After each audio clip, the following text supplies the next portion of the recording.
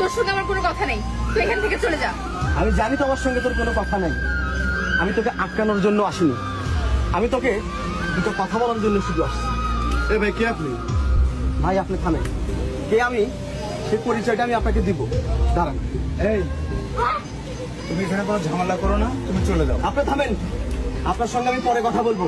আগে এই বেঈমানটার সঙ্গে আমি আমার হিসাবটা চোকাই, তারপর আপনার সঙ্গে আমি কথা বলবো।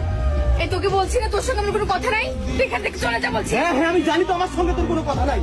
আমি তোর সঙ্গে কথা বলতে আসিনি, তোকে আটকাতে আসিনি। কেন আটকাবো? কি অধিকার তোকে আমি আটকাবো? তুই তো অন্যের বউ, তুই তো অন্যের ঘরণী। আমি তোকে আটকাতে আসিনি, শুধু দুটো কথা বলার জন্য তোকে আসছি। সারা জীবনের মতো তোর কাছ থেকে আমি চলে যাবো, আর কখনো তোর সীমানা আমি আসবো না। এই তোর কথা আমি কি শুনবো?